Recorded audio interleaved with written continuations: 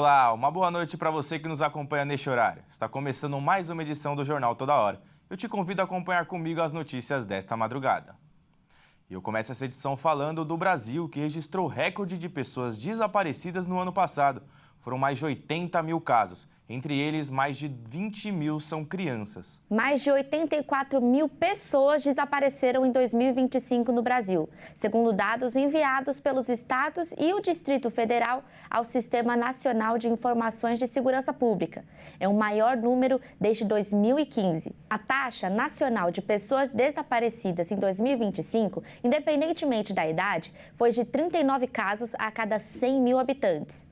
Para especialistas, o número não necessariamente aumentou, mas dizem que é comum que familiares registrem o desaparecimento e deixem de comunicar a localização do indivíduo depois que são encontrados, o que aumenta o número de casos. Quando se consideram os casos envolvendo menores de 18 anos, o Brasil teve 23.919 registros de desaparecimento de crianças e adolescentes em 2025, sendo mais da metade das desaparecidas do sexo feminino e principalmente no estado de Roraima, sendo uma média de 66 desaparecimentos nesta faixa etária por dia e uma alta de 8% em relação a 2024. O estado de São Paulo representa 24% do total de desaparecidos no país, ficando em primeiro lugar com 20.546 casos. Logo depois, Minas Gerais, com 9.139 casos. E em terceiro lugar, Rio Grande do Sul, com 7.611 casos. Quando uma pessoa está desaparecida, a família pode contar com a ajuda da Alerta Amber,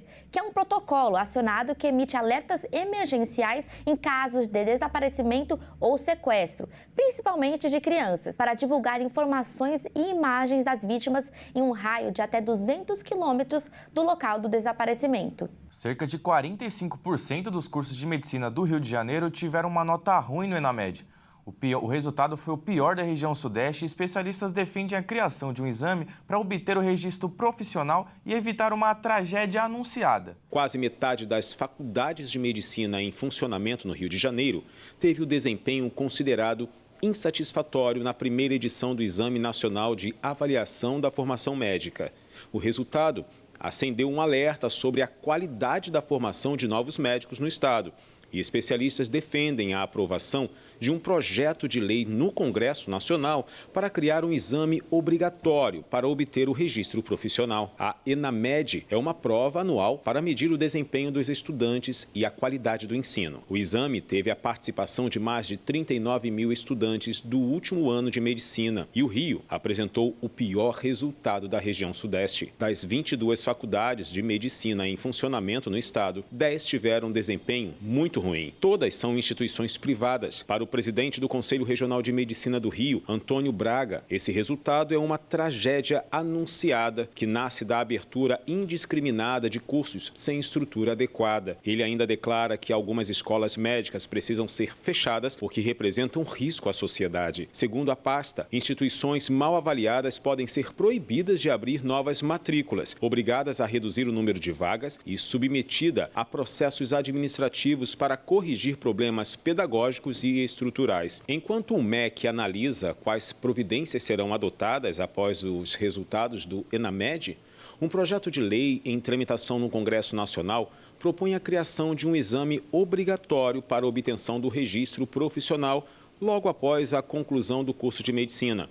Modelo semelhante ao exame da OAB, exigido dos advogados. O Brasil declarou o açaí um dos frutos nacionais. O objetivo é reafirmar sua propriedade sobre esse superalimento e frear as empresas estrangeiras que buscam se apropriar das riquezas biológicas da Amazônia. Os habitantes da Amazônia, a maior floresta tropical do mundo, usam há séculos a polpa espessa do açaí para acompanhar pratos de peixe. Mas o fruto ganhou popularidade no mundo no começo dos anos 2000, após ser reinventado como sobremesa gelada e promovido por ser rico em antioxidantes. Os ingredientes ativos do açaí atraíram o interesse de empresas de alimentos e cosméticos de todo o mundo. Em 2003, uma companhia japonesa registrou o nome açaí e o Brasil levou 4 anos para cancelar a patente. Casos como esse foram debatidos no Congresso Nacional durante a tramitação da lei que declarou o açaí um fruto nacional, apresentada pela primeira vez em 2011 e sancionada no começo do mês. O Ministério da Agricultura disse à AFP que a medida ajuda a destacar o açaí como um produto genuinamente brasileiro, que gera renda para milhares de famílias amazônicas. Mas especialistas apontam que a lei é em grande parte simbólica e apenas evidencia o desafio representado pelo interesse internacional crescente em uma ampla gama de frutas endêmicas da Amazônia. O Brasil se preocupa com a biopirataria, o uso de recursos genéticos por terceiros sem a permissão das comunidades que os descobriram e a divisão dos benefícios.